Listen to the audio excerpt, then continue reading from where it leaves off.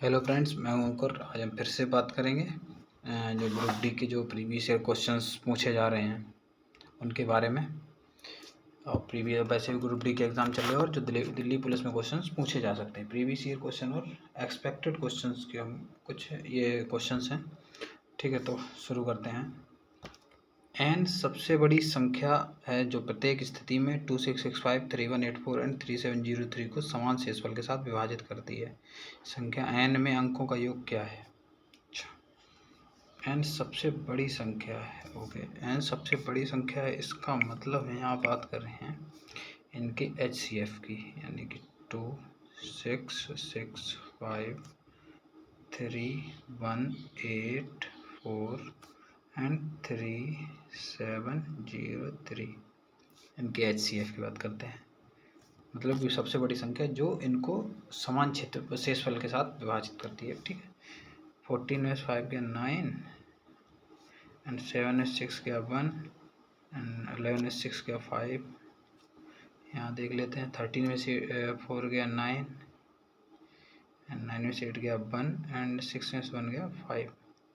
तो यहाँ दोनों में कॉमन से एक ही नंबर आ रहा है 5 और 9। मतलब अगर हम 5 और 9 से इन तीनों नंबर को डिवाइड करेंगे तो सेम एग्जैक्ट रिमाइंडर बचेगा। तो यही एन है।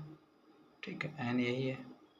तो इसी के नंबर्स का सम पूछा है इन्होंने, कहा है। तो 9 5 प्लस 1 प्लस 9, इसका मतलब 9 6 15, यानी एन जो है, जो अंकों का योग जो है, एन के अंकों का योग 15 है। ठीक है, नेक्स्ट पे चलते हैं। एक दुकानदार को 12% छूट पर लैपटॉप बेचने के बाद 20% का लाभ होता है। यदि लैपटॉप का अंकित मूल्य 48,000 रुपये है तो लैपटॉप का क्रय मूल्य क्या होगा? अच्छा, यानी जो देखो डिस्काउंट जो दिया जाता है वो हमेशा, डिस्काउंट कहाँ है, डिस्काउंट दिया जाता है वो हमेशा किस पे दिया जाता है? मार्क प्राइस पे। और जो प्रॉफिट होता है या लॉस होता है वो होता है हमारे कॉस्ट प्राइस पे। यानी कॉस्ट प्राइस का 20% लाभ हो रहा है, कॉस्ट प्राइस का 120% जो है, यही तो इक्वल है मार्क प्राइस के 88%, क्योंकि मार्क प्राइस पे 88% का डिस्काउंट दिया है। ठीक है, देखो तीन चीज़ें होती हैं, CP cost price, selling price,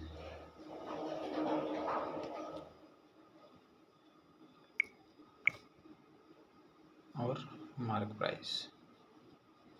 देखो कॉस्ट प्राइस पे कुछ प्रॉफिट होगा या लॉस होगा तभी तुम सेलिंग प्राइस पहुंचेंगे। ठीक है, प्लस प्रॉफिट परसेंट या भी लॉस जो भी होगा। और मार्क प्राइस से सेलिंग प्राइस पे कैसे पहुंचेंगे? जहाँ हम उसमें कुछ डिस्काउंट देंगे। तो सेम ही चीज़ है, CP का 120% बराबर है मार्क प्राइस का 88%। ठीक है, तो अब हम बात कर लेते हैं, इसको हटाते हैं।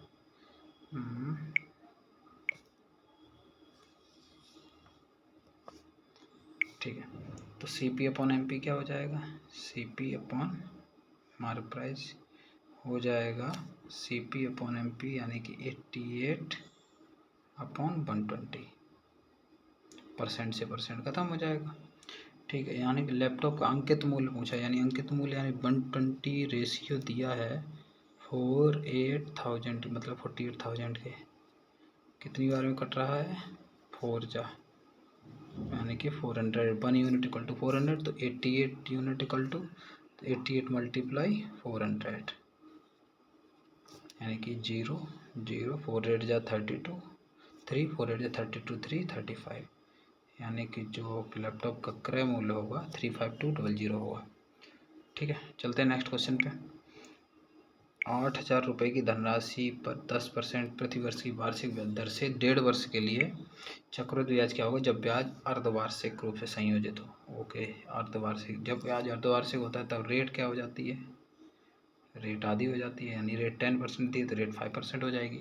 और टाइम जो है वो 2 गुना हो जाता है, यानी 1.5 वर्ष है तो टाइम कितना हो जाएगा? 3 गुना, यानी 3 टाइम्स 3 वर्ष हो जाएगा। मतलब कि 3 गुना, मतलब डबल हो जाएगा, 1.5 का डबल 3 हो जाएगा टाइम। 3 वर्ष तो नहीं, 3 बार, क्योंकि देखो अर्धवार्षिक लग रहा है तो 1.5 साल में कितनी बार ब्याज लगेगा? 6 महीने में 3 बार ब्याज लगेगा। 3 बार तो 3 टाइम्स टाइम जो हो जाएगा 3 बार के लिए हो जाएगा। ठीक है, और 10% यानी 5% का जो है उनका रेट हो गया। ठीक, 5% क्या होता है 1/20, तो 3 बार लगेगा, तो 20 से पहली बार 21 फर्स्ट ईयर, सेकेंड ईयर फिर 20 से 21, थर्ड ईयर फिर, मतलब 3 बार है ना, 20 से 21, 20 ये होते हैं 8000, और ये 21 होते हैं 9×21 का क्यूब होता है 9261।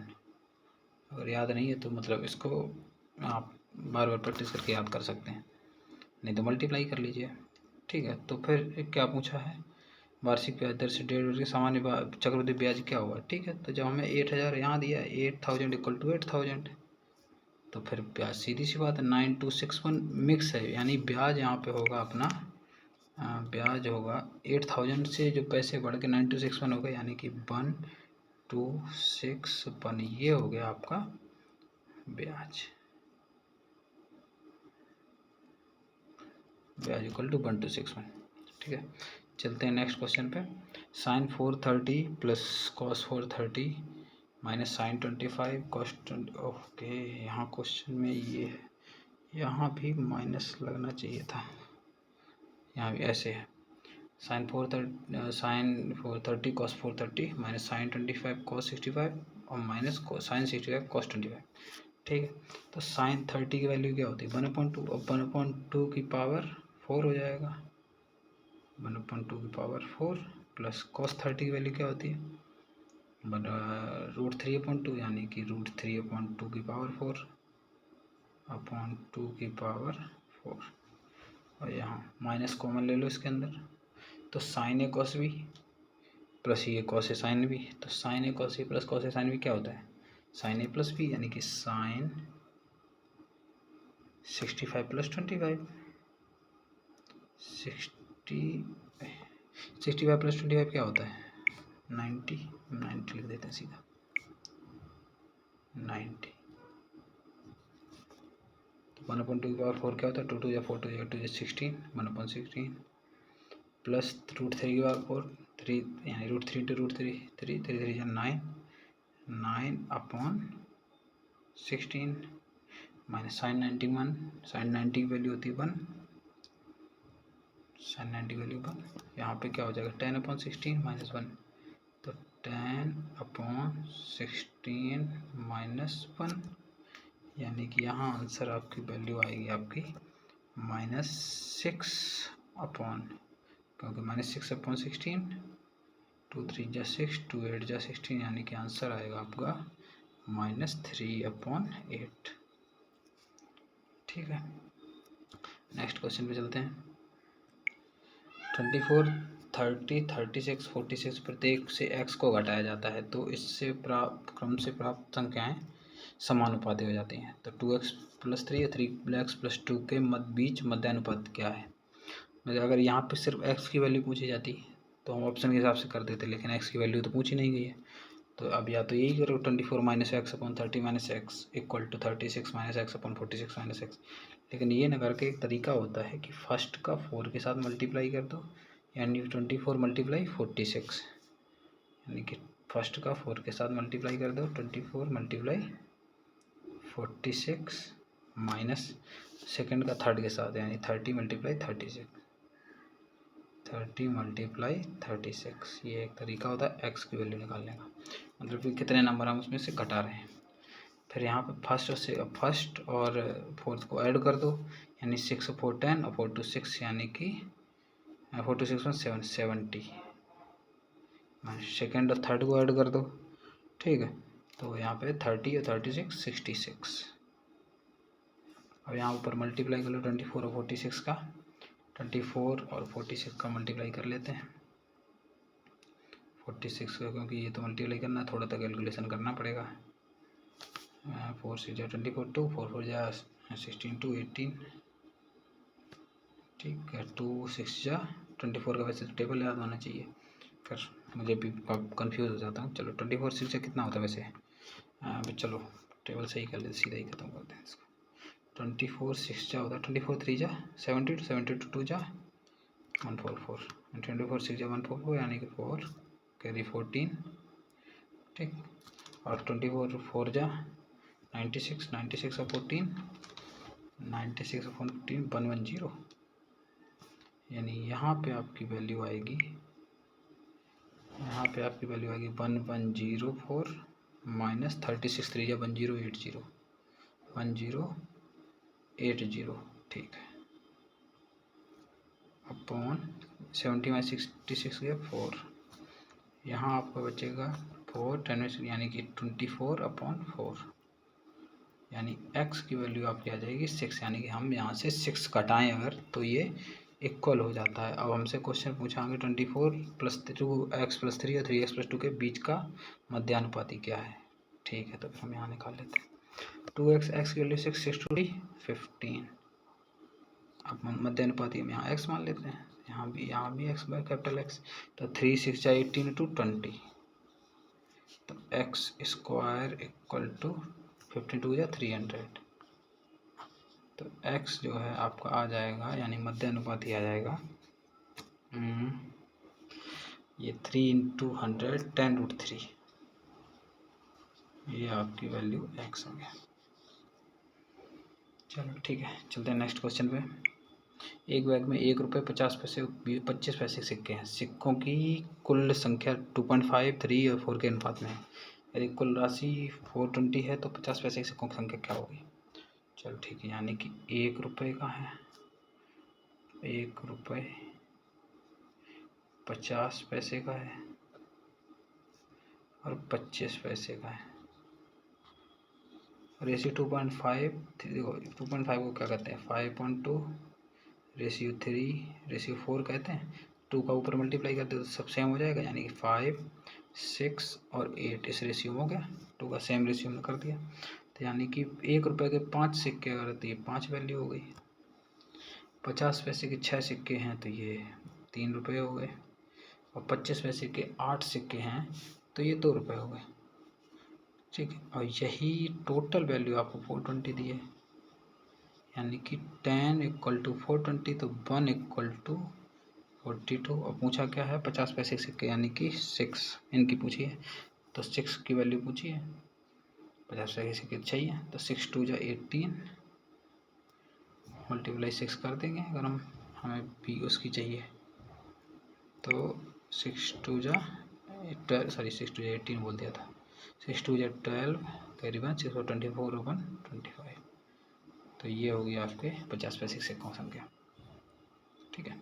चलते हैं नेक्स्ट क्वेश्चन पे।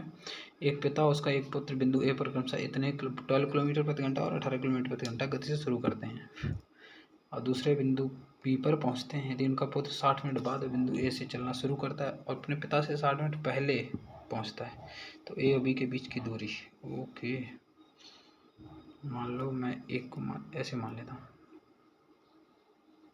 ये ए है, ये बी है, यहीं से फादर चलेंगे,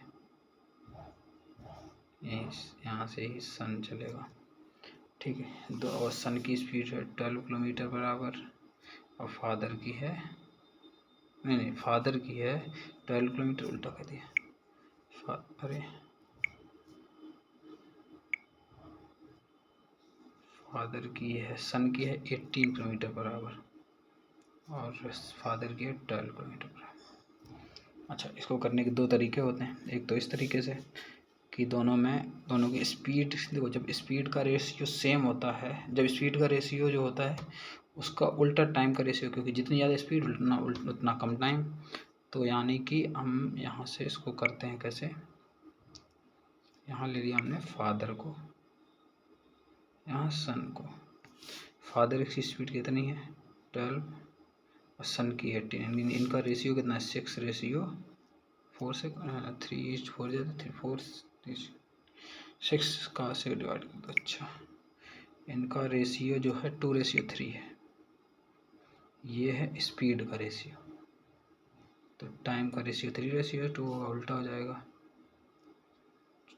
क्योंकि देखो गैप दोनों में डिफरेंस कितने का 60 मिनट बाद और 60 मिनट पहले पहुंचता है, यानी कि गैप आ जाता है 2 घंटे का, तो यानी लेकिन यहाँ तो हमें 1 यूनिट का गैप, 1 यूनिट बराबर 2 घंटे, तो यानी कि ये जो फादर हैं ये 6 आवर में पहुंचता है और सन जो है ये 4 आवर्स में पहुंचता है। अब आगे पूछा क्या है, ए और बी के बीच की दूरी। डिस्टेंस इक्वल टू क्या होता है, डिस्टेंस इक्वल टू होता है मतलब कि total speed multiply time. 12 multiply आप चाहे 6 कर लो या 18 मल्टीप्लाई 4 कर लो, आना 72 ही है। ठीक, डिस्टेंस तो आपका ये आ गया। और एक तरीका ये होता है कि एक हम और कि distance equal to first speed यानी कि 12 मल्टीप्लाई सेकेंड स्पीड यानी 18 अपॉन दोनों का डिफरेंस यानी कि 6 और मल्टीप्लाई टाइम का डिफरेंस। टाइम का डिफरेंस कितना है 2 आवर्स का, तो 2।